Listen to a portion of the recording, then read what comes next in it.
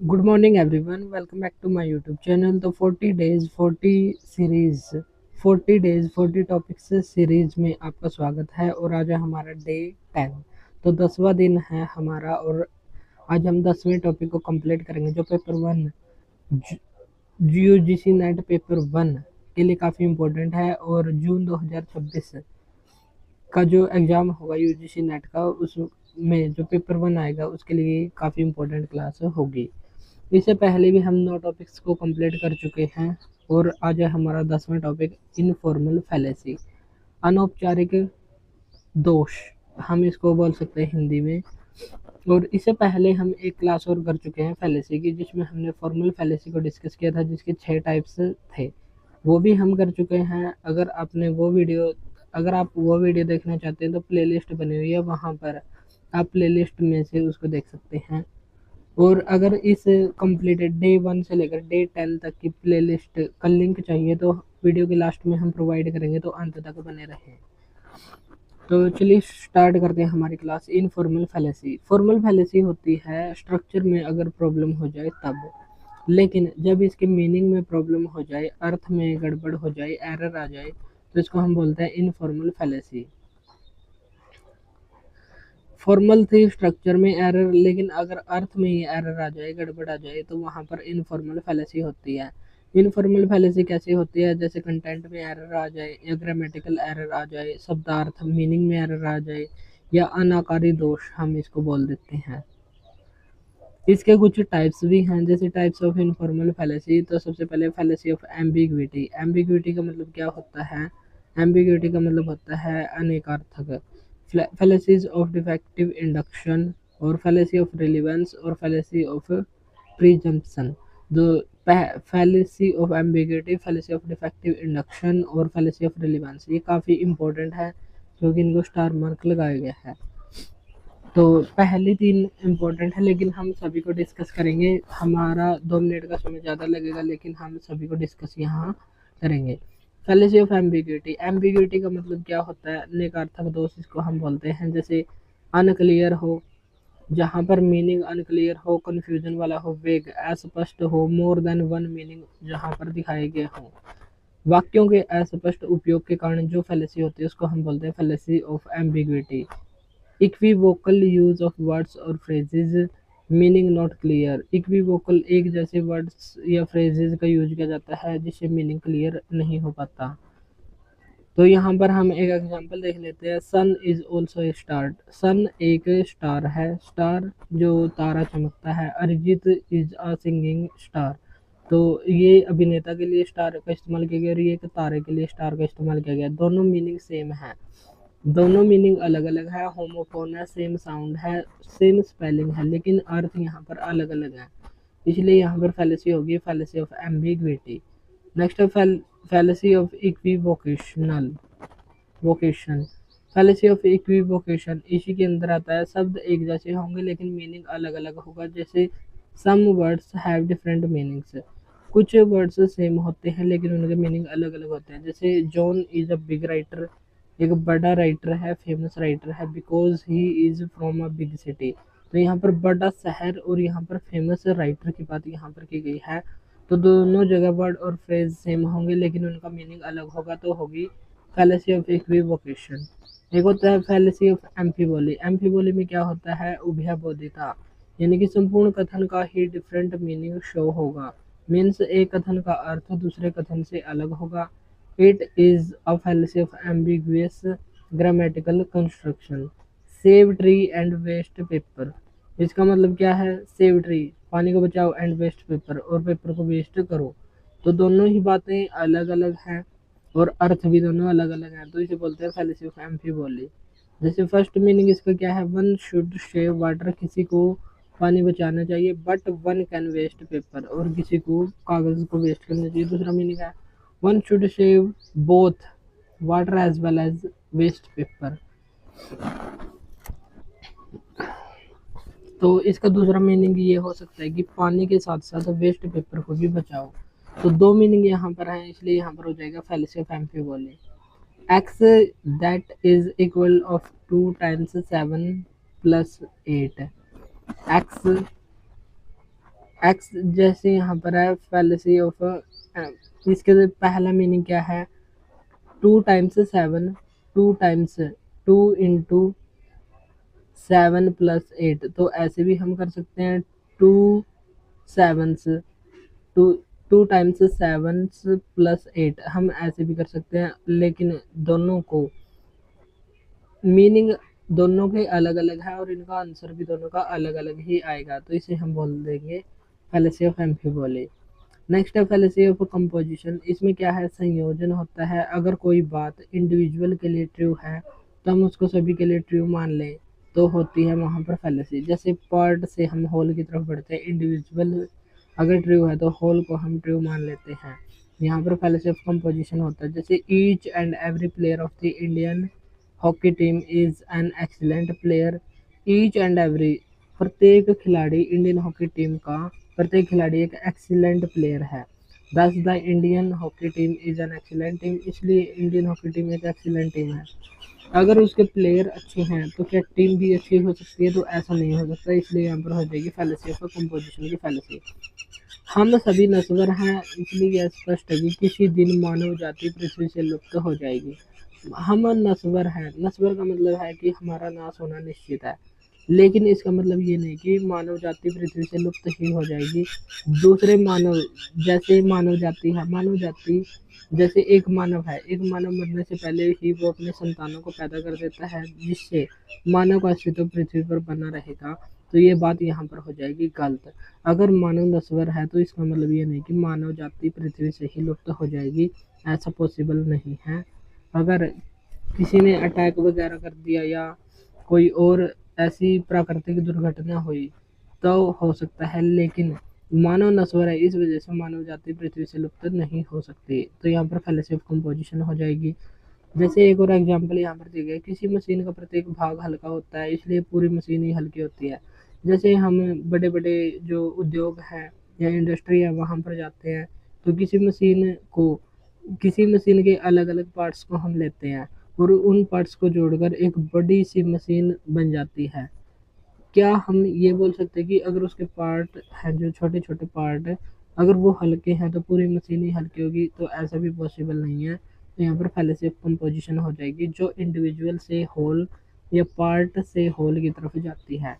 तो यहाँ पर ये बेस्ट एग्जांपल रहेगा कि किसी मशीन का अगर एक प्रत्येक भाग हल्का है तो हम मान लेंगे पूरी ही मशीन हल्की है, तो वहाँ पर फैलेसी ऑफ कंपोजिशन हो जाएगी।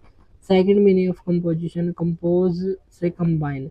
किसी को नूडल्स खाना पसंद है और किसी को चाय पीना पसंद है, तो किसी को दोनों ही पसंद है, तो यहाँ पर फैलेसी ऑफ कंपोजिशन हो जाएगी। तो ये एग्जांपल थोड़ा ठीक सा नहीं है, लेकिन जो मशीन वाला है ये एग्जांपल हम याद कर सकते हैं। फैलेसी ऑफ डिवीजन, ये फैलेसी ऑफ कंपोजिशन का बिल्कुल अपोजिट है।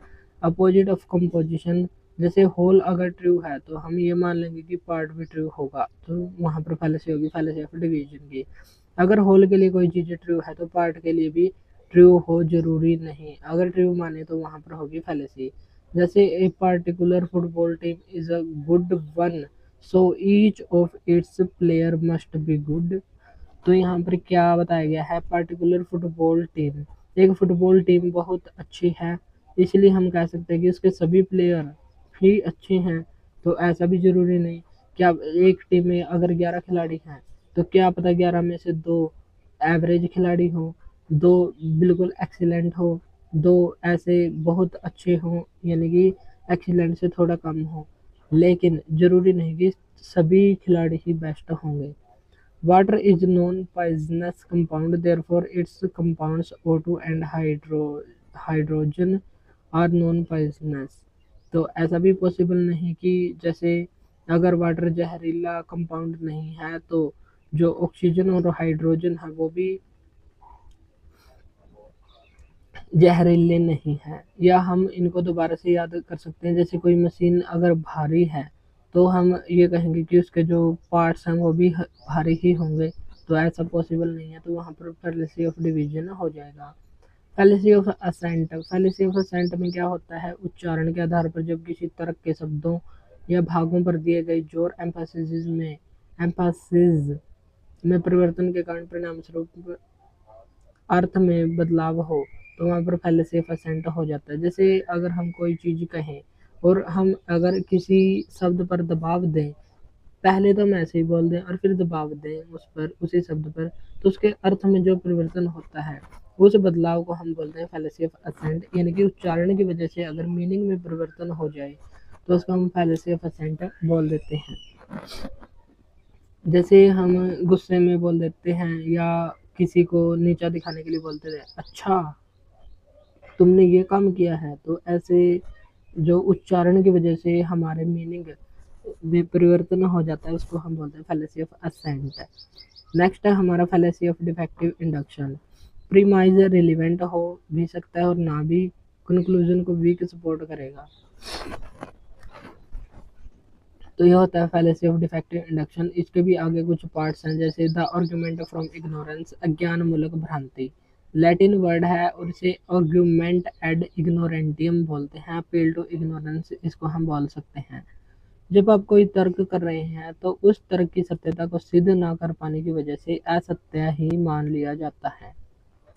जैसे हम कोई तथ्य की जांच कर रहे हैं और अगर हम उस तथ्य को सही साबित नहीं कर पाते तो उसको वैसे ही गलत मान लिया जाता है बिना ही वजह है। उसको हम बोल देते हैं appeal to ignorance, argument ad ignorantiam, जो इसका लैटिन नाम है, और एक बोलते हैं द आर्गुमेंट फ्रॉम इग्नोरेंस।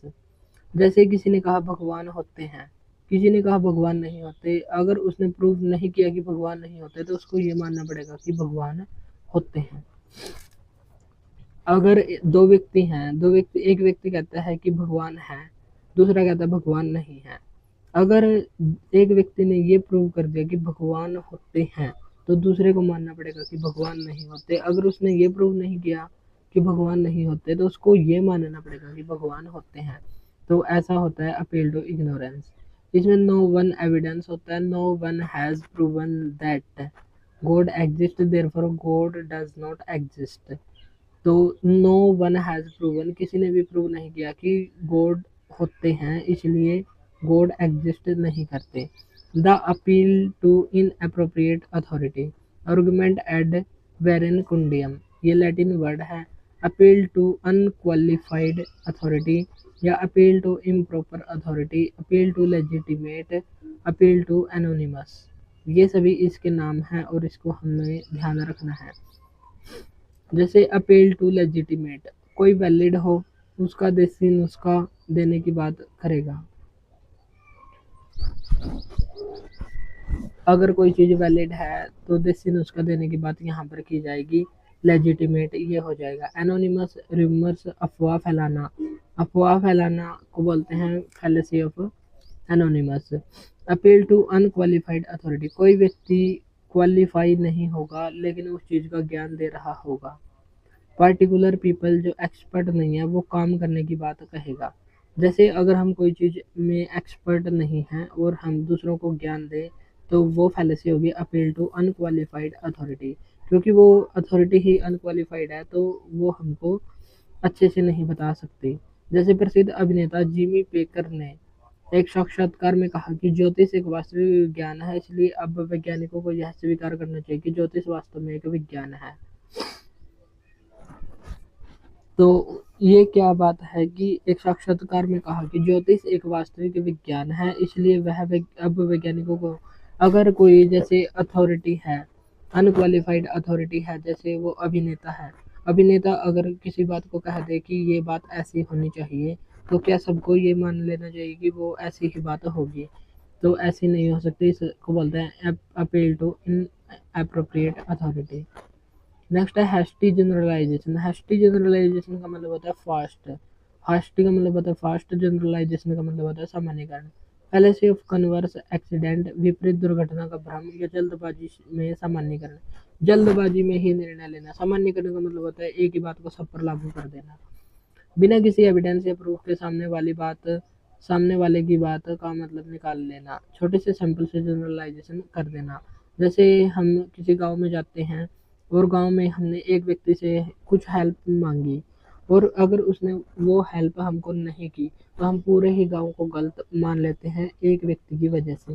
तो ये होता है हैस्टी जनरलाइजेशन। या हम यहाँ पर एक एग्जांपल भी देख लेते हैं, छोटे से सैंपल से जनरलाइजेशन करना। जैसे सैंपल है पार्ट और पॉपुलेशन होती है होल।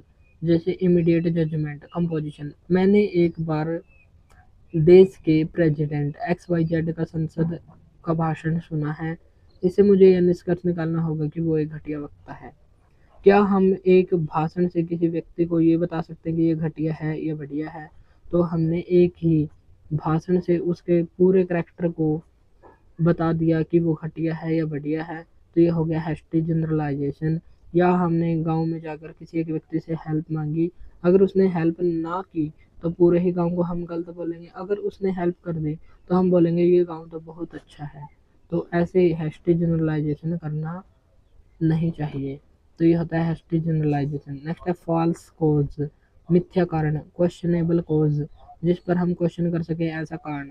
आर्गुमेंट नॉन कोशा प्रो कोशा, ये लैटिन वर्ड है जब हम काल्पनिक घटना से प्रीमाइज और कंक्लूजन में लिंक या रिलेशन साबित कर लेते हैं जो रियल में नहीं होती ये घटना, और वैसे ही हम काल्पनिक घटना से हम कंक्लूजन को लिंक कर लेते हैं। जैसे बिल्ली ने रास्ता काट दिया तो और एक्सीडेंट हो गया, तो ये एक काल्पनिक संबंध है। हमारे देश में उच्च शिक्षा की गुणवत्ता वर्षों से गिर रही है, इसलिए हम बिना किसी संदेह के यह निष्कर्ष निकाल सकते हैं कि यूनिवर्सिटी के शिक्षक इन दिनों अपना काम नहीं कर रहे हैं। तो जैसे अगर शिक्षा का स्तर लगातार गिर रहा है, क्या उसमें यूनिवर्सिटी के ही शिक्षक जिम्मेवार है? बच्चे जिम्मेवार नहीं है, जो उनको टेक्नोलॉजी दी गई है वो जिम्मेवार नहीं है। तो हमको ऐसा निष्कर्ष नहीं निकालना चाहिए काल्पनिक संबंध हो जहाँ पर। तो काल्पनिक संबंधों की वजह से जो हम निष्कर्ष निकालते हैं रियल में जो घटना नहीं होती उसको बोलते हैं हम फॉल्स कोज या questionable cause. Slippery slope fallacy, known as camel's nose. Camel's nose का मतलब होता है ऊंट की नाक। अतिशयोक्ति अलंकार, बढ़ा चढ़ाकर कहना। जैसे long series of statement, statement ही हम लॉन्ग सीरीज में कर देते हैं। नेगेटिव थिंकिंग बना लेना, किसी के बारे में जब हम नेगेटिव थिंकिंग बना लेते हैं। माइनर इवेंट को मेजर बनाना, जैसे छोटी सी बात है, छोटी सी बात को बढ़ा चढ़ाकर कहना, वहाँ पर होती है स्लिपरी स्लोप फैलेसी। तो ये भी हमको यहाँ पर रखना है ध्यान। नेक्स्ट है fallacy of relevance. Fallacy of relevance का एक पार्ट है द अपील टू इमोशन, इसमें होगा आर्गुमेंट एड पॉपुलम या बैंड वैगन फैलेसी। तो अपील टू पब्लिक इमोशन, तो अपील टू पब्लिक इमोशन इसके अदर नेम क्या क्या होंगे? Argument ad populum, bandwagon fallacy, appeal to mass, appeal to people, appeal to populum. Populum का मतलब होता है पीपल, मास या फिर बैंड वैगन या फिर पॉपुलम। तो इसमें कीवर्ड्स क्या क्या होंगे? एवरीवन होगा, ईच होगा, मोस्ट ऑफ द पीपल होगा, ट्रेंड में चलना, जिस ओर जमाना चलता है उसी ओर जोर, जिस ओर जमाना चलता है उसी ओर जोर जवानी चलती है। यानी कि जैसा ट्रेंड चलेगा वैसे ही हमको चलना चाहिए, यानी कि पीपल के इमोशंस के साथ हमको चलना चाहिए। और ये फैलेसी होगी the appeal to public emotion, क्योंकि जो ट्रेंड चलते हैं वो हमेशा सही नहीं होते, कई बार वो गलत भी हो सकते हैं। इसलिए जहाँ पर everyone, each, most of the people, trend में चलना, इनकी बात हो, वहाँ पर होगा fallacy the appeal to public emotion. The red herring, the red herring का मतलब क्या होता है? टू डिस्ट्रैक्ट और divert the attention of listener from the original topic. जैसे कोई लिसनर है, लिसनर अपनी टॉपिक को प्रेजेंट कर रहा है, लेकिन अगर कोई व्यक्ति उसको डिस्ट्रैक्ट करने की कोशिश करे, डाइवर्ट करने की कोशिश करे, उसके ध्यान को भंग करने की कोशिश करे, तो वहाँ पर रेड हेरिंग फैलेसी होगी। डेलिब्रेट डिवीजन, डिस्ट्रैक्ट और मिसलीड किया जाता है ओरिजिनल टॉपिक से।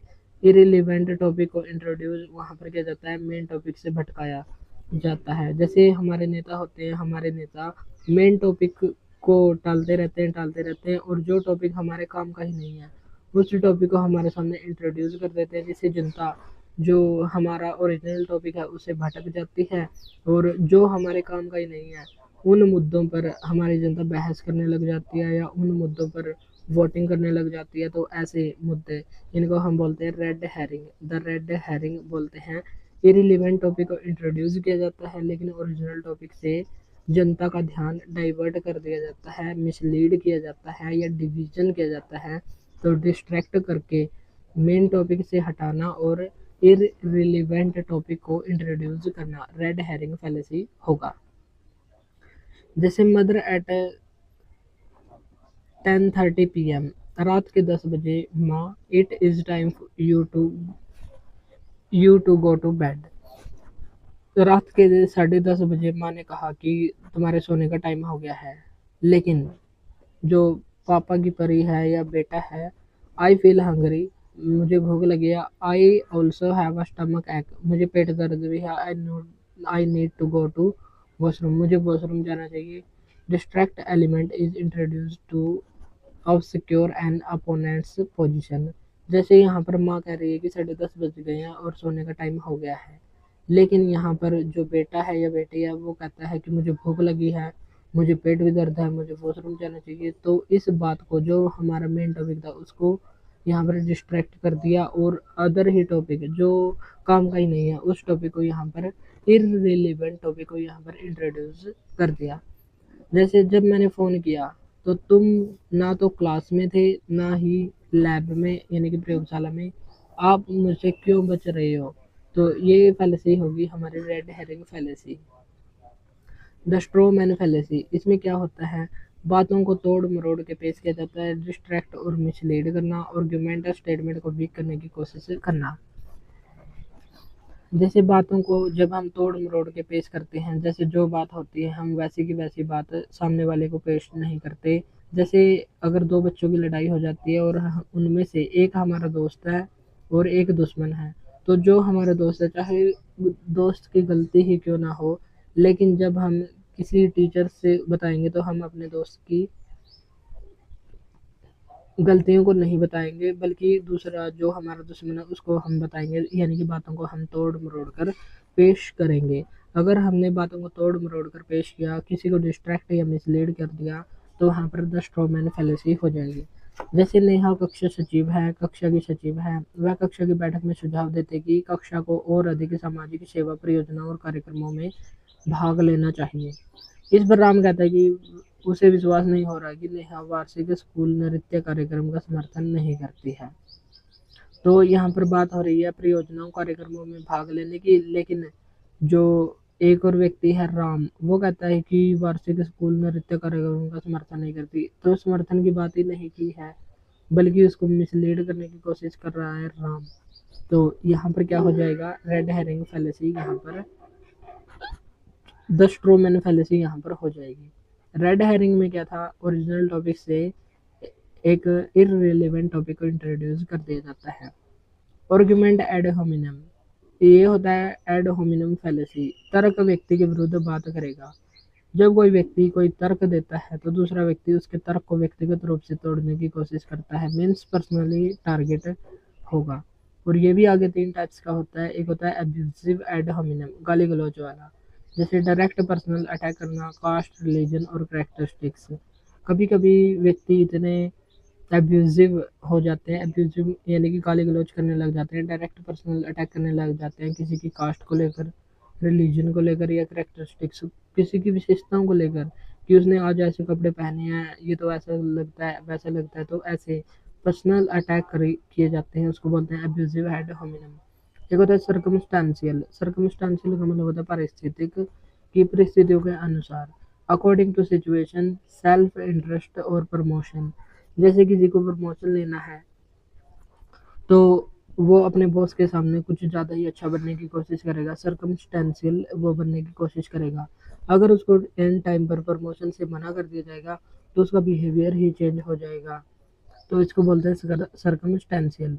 वह अमेजोन के लिए काम करता है, इसलिए वह स्वाभाविक रूप से ई कॉमर्स के पक्ष में तर्क देगा, हम उस पर विश्वास नहीं कर सकते। जैसे अगर हम बात करें यहाँ पर एक इंश्योरेंस है कंपनी LIC, अगर हम LIC के किसी एक एजेंट से बात करेंगे कि हमको इंश्योरेंस करवाना चाहिए या नहीं, तो वो हमेशा ही कहेगा हमको ऐसा इंश्योरेंस करवाना चाहिए ताकि हम भविष्य में अगर हमको पैसे की ज़रूरत पड़ जाए या किसी व्यक्ति की डेथ हो जाए फैमिली में, तो उसका इंश्योरेंस हमको ऐसे मिल जाएगा, हमारी फाइनेंशियल हेल्प हो जाएगी। तो ऐसे कारण हमको देगा कि हम खुद सोचेंगे कि हमको ही इंश्योरेंस करवा लेना चाहिए। तो यहाँ पर क्या है कि ये सर्कमस्टेंशियल हो जाएगा कि जैसे कोई अमेजोन कंपनी में काम करता है तो ई कॉमर्स के पक्ष में तर्क देगा, तो हम उस पर ये कंप्लीट विश्वास नहीं कर सकते कि हमको इंश्योरेंस बनवाना चाहिए या नहीं। हम उससे पूछ सकते हैं जिसने इंश्योरेंस नहीं करवाया हो, तो वो अच्छे से बता सकता है, या हमारे वो इतना झूठ नहीं बोलेगा कि जितना ये एजेंट बोलेंगे कि हमको ये करवाना ही चाहिए, अगर ये नहीं करवाएंगे तो हम कुछ भी नहीं कर पाएंगे, ऐसा कुछ, तो हम उसकी बात पर विश्वास नहीं कर पाएंगे। नेक्स्ट होता है एब्यूजिव, जैसे कि इसका एक उदाहरण है, चूंकि वह वामपंथी है इसलिए वह नीति का समर्थन नहीं करेगा भले ही लोगों के लिए वो फायदेमंद हो। तो एब्यूजिव में क्या है, एब्यूजिव का ये उदाहरण है कि वो वामपंथी है। कई बार ऐसे जो हमारे सामने उदाहरण आते हैं कि कोई नेता है या कोई पार्टी है, तो यहाँ पर पार्टी की बात तो नहीं करनी चाहिए, लेकिन अगर कोई पार्टी है, अगर वो किसी बात का समर्थन करती है, यानी कि लोकसभा या राज्यसभा में किसी प्रस्ताव को पेश कर देती है, और अगर दूसरी पार्टी उस प्रस्ताव का विरोध करती है इस वजह से क्योंकि उनकी उन दोनों पार्टियों की विचारधारा अलग है, भले ही जो डिसीजन लिया जाना है, जो प्रस्ताव पेश किया गया है, उससे उसे जनता को फायदा होगा, लेकिन उस जनता के फायदे को देखे बिना ही वो उस प्रस्ताव को रद्द कर देते हैं, तो इसको बोलते हैं एब्यूजिव फैलेसी। नेक्स्ट है Q ad hominem, you too, कहना कुछ और करना कुछ, हमें भेदभाव नहीं करना चाहिए और वह खुद ही भेदभाव कर रहा है। जैसे ज्ञान देना, ज्ञान तो दे रहा है कि हमको भेदभाव नहीं करना चाहिए, हमको ऐसा रहना चाहिए, हमको वैसा करना चाहिए, हमको हर रोज पढ़ना चाहिए, लेकिन खुद ही उन बातों को फॉलो नहीं कर रहा है, तो उसको बोलते हैं क्यू एड होमिनम। नेक्स्ट है appeal to force, appeal to force, मेरी बात मानेगा तो ठीक, वरना, जहाँ पर भी ये वरना आ जाए तो वहाँ पर होगा फोर्स, फोर्स यानी कि बल। अगर मेरी बात मानोगे तो ठीक, वरना वरना तुम्हारी पिटाई करके मनवाएंगे या फिर और किसी तरीके से तुमको मानना तो पड़ेगा ही। तो ये होता है appeal to force. Argument ad baculum, इसको बोलते हैं, बैकुलम का मतलब होता है थ्रेट या धमकी, शारीरिक बल या धमकी। किसी ने कोई सुझाव रखा और आपने उसको नहीं माना तो फोर्सफुली मनवाया जाएगा। कि सबसे पहले हम कहेंगे कि आपको ये काम करना है, अगर सामने वाला मना करेगा तो उसकी पिटाई भी हो सकती है या उसको धमकाया जाएगा, उसको लालच भी दिया जा सकता है, तो इसको बोलते हैं साम दाम दंड भेद। तो अपील टू फोर्स वाली फैलेसी यहाँ पर होगी। गिव मी योर वॉलेट और else look at the knife in my hand, तो गिव मी योर वॉलेट, या तो तुम अपना जो बटुआ है या पर्स है मुझको दो, और देखो मेरे हाथ में एक चाकू भी है, वरना फिर इस चाकू से छीनना पड़ेगा। तो ये होता है थ्रेट वाला, और इसको क्या बोलते हैं, अपील टू फोर्स हम इसको बोलेंगे। मिसिंग द पॉइंट और इरिलीवेंट कंक्लूजन, कहना क्या चाहते हैं, इग्नोरेंस और इग्नोरेशन और इलेंची, मुद्दे की बात को ना समझना और अप्रासंगिक निष्कर्ष को निकालना। हम जो साबित करना चाहते हैं उसे साबित करने के बजाय कुछ और ही साबित कर देना। जैसे हम कुछ बात कह रहे हैं, लेकिन जो बात कहना चाहते हैं उस बात को छोड़कर हम दूसरी ही बात पर लग जाते हैं। जैसे कभी कभी क्लास में होता है, टीचर होता है, टीचर पढ़ाने कुछ आया है लेकिन स्टूडेंट ने कुछ पूछा, तो टीचर कुछ और ही पढ़ाने लग जाता है और उसका पूरा लेक्चर उसी बात में निकल जाता है, लेकिन जो टीचर का मेन टारगेट था आज का टॉपिक, वो टॉपिक ही कंप्लीट नहीं हो पाता। जैसे हम यहाँ पर देख सकते हैं, हमारा आज डे 10 है और हम इनफॉर्मल फैलेसी को कर रहे हैं। अगर हम इनफॉर्मल फैलेसी की जगह पर किसी और बात को ही डिस्कस करने लग जाएं जो हमारे काम की नहीं है, और हम और कुछ ही यहाँ पर टॉपिक बढ़ाकर चले जाएं, तो इससे ना तो हमारा फ़ायदा होगा बल्कि टाइम का नुकसान ही होगा। तो जो बात हम साबित करना चाहते हैं उस बात को साबित करने के बजाय दूसरी बात को ही साबित कर दे, तो वहाँ पर कौन सी फैलेसी होगी, फैलेसी मिसिंग द पॉइंट और इरेलीवेंट कंक्लूजन वाली फैलेसी होगी। साबित किए जाने वाले निष्कर्ष को अनदेखा करना और इसके बजाय गलत निष्कर्ष को साबित कर देना। जो निष्कर्ष हमको साबित करना है उसको तो हम अनदेखा कर देते हैं, इग्नोर कर देते हैं, लेकिन गलत जो निष्कर्ष है उसको हम साबित कर देते हैं। नेक्स्ट नॉन सिक्विटर और is similar fallacy, which the conclusion does not simply follow from the premise, जब हमारा कंक्लूजन प्रीमाइज को फॉलो ना करे। जैसे अब्राहम लिंकन ने 1854 में एक भाषण में कहा था, कभी कभी यह एक अच्छी तरह से पॉलिश किए गए भ्रम से दुगना खतरनाक होता है। तो ये भाषण भी हमको रखना है यहाँ पर थोड़ा सा ध्यान। नेक्स्ट है फैलेसी ऑफ प्रिजम्पशन, प्रिजम्पशन या अज्यूम, इसको मतलब होता है मानना, नो एविडेंस अवेलेबल, कोई भी तथ्य हमारे पास अवेलेबल नहीं होते, प्रिज्यूम का मतलब होता है एविडेंस होता है, और एज्यूम का मतलब होता है नो एविडेंस। तो यहाँ पर है प्रेजम्पशन, यहाँ यानी कि एविडेंस हमारे सामने होगा। लॉजिकल एरर होगा where an argument makes an unsupported और unjustified assumption in its premise. जब क्या यहाँ पर लॉजिकल एरर होगा वेयर एन आर्गुमेंट, जहाँ पर एक आर्गुमेंट होगा मेक्स एन अनसपोर्टेड और अनजस्टिफाइड assumption, एक assumption होगा जिसमें एविडेंस नहीं होगा हमारे प्रीमाइज में। assume the truth of some unproved proposition, ऐसी फैलेसीज जो कुछ अप्रमाणित प्रस्तावों की सत्यता मान लेती हैं। क्वेश्चन के पूछने में एरर होता है, एविडेंस को गलत ठहरा दिया जाता है, या क्वेश्चन का सही आंसर ना देकर उलझाया जाता है। तो यहाँ पर फैलेसी होगी fallacy of presumption. Next fallacy है fallacy of accident. Fallacy of accident में क्या होगा, जनरल एप्लीकेशन को पार्टिकुलर एप्लीकेशन कर देना। अपोजिट ऑफ हैस्टी जनरलाइजेशन होगा एड डिक्टियम स्कैंडियम होगा। फैलेसी ऑफ जनरल रूल ये हो जाएगा, slow and steady drive is always advisable, therefore one must be slow and steady while driving a heart attack patient. तो यहाँ पर क्या होगा, जैसे यहाँ पर अपोजिट टू हैस्टी जनरलाइजेशन हो जाएगा फैलेसी ऑफ एक्सीडेंट। जैसे हमको सिखाया जाता है कि हमको गाड़ी या जो बाइक है या कार है वो हमको धीरे धीरे चलाना चाहिए, लेकिन अगर हमारी गाड़ी में कोई हार्ट अटैक वाला पेशेंट है, अगर हमको उसको हॉस्पिटल में पहुंचाना है, क्या हम इस रूल को फॉलो करेंगे? क्या हम स्लो एंड स्टेडी ड्राइव करेंगे, आराम आराम से चलाएंगे? बिल्कुल भी नहीं, क्योंकि हमको उस समय मरीज को बचाना है, हमारा जो एक एम है उसको बचाना है, उसको जल्दी से हॉस्पिटल पहुंचाना है, तो हम फास्ट फास्ट ड्राइव करेंगे। तो ये अपोजिट टू हैस्टी जनरलाइजेशन ये हो जाएगा। हैस्टी जनरलाइजेशन अदर नेम इसका है fallacy of converse accident, fallacy of sweeping generalisation. Next fallacy of complex question, जिसमें क्या है, क्वेश्चन पूछने का भ्रामक तरीका होता है कि प्रश्न के दो उत्तर होना, दोनों उत्तरों में ट्रैप्ड या फंसा दिया जाता है। क्या तुमने चोरी करना बंद कर दिया है? तो ऐसे क्वेश्चन पूछे जाते हैं जिसमें जो व्यक्ति सामने वाले व्यक्ति है, चाहे हाँ में उत्तर दे या ना में, दोनों जगह से फंसेगा। तो कॉम्प्लेक्स क्वेश्चन हो गया, फैलेसी ऑफ कॉम्प्लेक्स क्वेश्चन यहाँ पर हो जाएगी। जैसे क्या तुमने चोरी करना बंद कर दिया है? अगर उसने कहा हाँ, यानी कि वो पहले चोरी करता था अब नहीं करता। अगर उसने कहा ना, यानी कि वो पहले भी चोरी करता था और अब भी चोरी करता है। तो ये हो गया fallacy of complex question. Next है fallacy dilemma fallacy, false dilemma fallacy.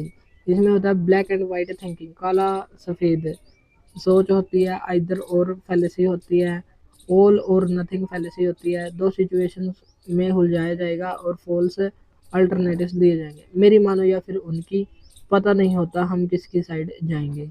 Do और डाई वाली सिचुएशन होती है कि हमको ही पता नहीं होता कि हम किस साइड जाना चाहते हैं। नेक्स्ट है बैगिंग द क्वेश्चन, ये होता है प्रीटिटियो प्रिंसिपी। ऐसी सिचुएशन दी जाएगी जहां पर हम कंफ्यूज होंगे। फैलेसी ऑफ सर्कुलर रीजनिंग, ये आर्गुमेंट होगी, बात को गोल गोल घुमाकर प्रस्तुत किया जाएगा, जहां से स्टार्ट हुई है वहीं पर बात आ जाएगी। जैसे हमने बात यहाँ से शुरू की तो बात को इतना घुमाया जाएगा कि बात दोबारा से यहीं पर आ जाएगी। जैसे मुर्गी पहले आई या अंडा। तो इस बात को पर चाहे हम कितनी ही बहस कर ले, लास्ट में वही क्वेश्चन हमारे सामने रहेगा कि मुर्गी पहले आई या अंडा। जैसे मुर्गी आई तो मुर्गी कहाँ से आई? अंडे में से, और अंडा किसने दिया? मुर्गी ने। तो ऐसे ही ये क्वेश्चन ऐसे ही गोल गोल घूमता रहेगा। मीन्स जो बात प्रीमाइज में होगी वही बात घुमाकर कंक्लूजन में लिख दी जाएगी। जैसे mister Ramesh is a murderer, वो एक मर्डर करने वाला है, बिकॉज मर्डर करने वाला व्यक्ति है, because he wrongfully killed someone, क्योंकि उसने गलत तरीके से किसी को मारा है, इसलिए वो एक मर्डरर है। इनफॉर्मल फैलेसी यहाँ पर होती है हमारी एंड। फॉर्मल फैलेसी जैसे डिनाइंग, यहाँ पर एक हमारा फॉर्मल फैलेसी का थोड़ा सा टॉपिक भी रहता है, हम उसको भी यहाँ पर कंप्लीट कर लेते हैं। जैसे fallacy of denying antecedent and affirming the consequent. तो इसमें एक होता है modus ponens, if you are hungry then you can eat fruits, अगर तुम हंग्री हो तो तुम फ्रूट खा सकते हो। If P is valid if P then Q, यानी कि अगर ये ट्रू है तो ये भी ट्रू होगा, ये अगर ट्रू ना हो तो यहाँ पर हो जाएगी फैलेसी, मोडस पोनेंस। इसको हम लास्ट में करेंगे, पहले हमको टाइप्स ऑफ रीजनिंग करेंगे, टाइप्स ऑफ रीजनिंग के साथ ही हम इनको कंप्लीट कर लेंगे फॉर्मल फैलेसी वाले उसमें। तो यहाँ पर जैसे denying the antecedent fallacy, if it is raining then the ground is wet, अगर रेनिंग हो रही है तो ग्राउंड इज वेट, ग्राउंड भी गिल्ला है। इट इज नॉट रेनिंग, अगर रेनिंग नहीं हो रही है therefore the ground is not wet, तो ग्राउंड भी वेट नहीं है। तो अगर ट्रू है तो सही है, अगर ट्रू नहीं है तो यहाँ पर फैलेसी होगी। ग्राउंड केवल बारिश से ही गिल्ला नहीं होता बल्कि इसके गिले होने के अन्य कारण भी हो सकते हैं, तो यहाँ पर हो जाएगी फैलेसी।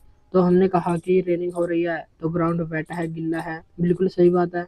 अगर रेनिंग होगी तो ये गिल्ला होगा, अगर रेनिंग नहीं हो रही तो ये गिल्ला ही नहीं है। क्यों नहीं है गिल्ला? अगर हम उसको गिल्ला कर सकते हैं आर्टिफिशियल तरीके से, तो ये हमारा ये अगर ट्रू है, जैसे हमारा ये पी ट्रू है तो ये भी ट्रू होगा, अगर ट्रू ना हो तो यहाँ पर हो जाएगी फैलेसी। नेक्स्ट अब मोडस टोलेंस, इसमें क्या है, if P then Q, if Q false हो गया तो P भी फॉल्स होगा, अगर P को ट्रू दिखाया जाए तो यहाँ पर होगी fallacy. If first is true then the second must be true, if the first is false then the second may be true or may be false, if the second is true then the first may be true or may be false। तो यहाँ पर क्या है, जैसे P है, अगर ये false है तो ये भी फॉल्स होगा और ये वैलिड हो जाएगा, अगर ये ट्रू है देन फैलेसी ये हो जाएगी। If it is raining then the ground is wet, the ground is wet so it is raining. Ground अलग रीजन्स से भी वेट हो सकता है, तो यहाँ पर ये फैलेसी हो जाएगी। इसको हम थोड़ा अच्छे से दोबारा करेंगे, जब हम टाइप्स ऑफ रीजनिंग करेंगे तो उसी में हम इसको इंक्लूड कर लेंगे। तो आज के लिए हम इतना ही करेंगे, हमारी इनफॉर्मल फैलेसी हो गई कंप्लीट है। अगर आप हमारे इस चैनल पर नए हैं तो चैनल को सब्सक्राइब जरूर करें ताकि डेली आपको ऐसी क्लास मिलती रहे, और थोड़े से दिन के बाद या 1-2 दिन में हम DI को भी स्टार्ट करेंगे। डेली हम एक DI को सॉल्व करने का प्रयास करेंगे। तो 20 डेज में हम 20 DI को सॉल्व करेंगे, जो भी हमारे PYQ है। पहले हम जो आसान DI है उनको सॉल्व करेंगे और फिर मुश्किल DI को भी हम सॉल्व करेंगे। डेली एक DI या हम 2-2 दिन करके एक DI को सॉल्व हम करेंगे। तो आज था हमारा 10वां दिन। अगर आपको क्लास अच्छी लगी तो इसको लाइक और शेयर जरूर करें। कंप्लीट प्लेलिस्ट का लिंक अभी आपको स्क्रीन पर दिखाया जाएगा, तो वहाँ पर क्लिक करके आप पूरी प्लेलिस्ट को ही देख सकते हैं। तो आज के लिए इतना ही, मिलते हैं नेक्स्ट वीडियो में। Thank you.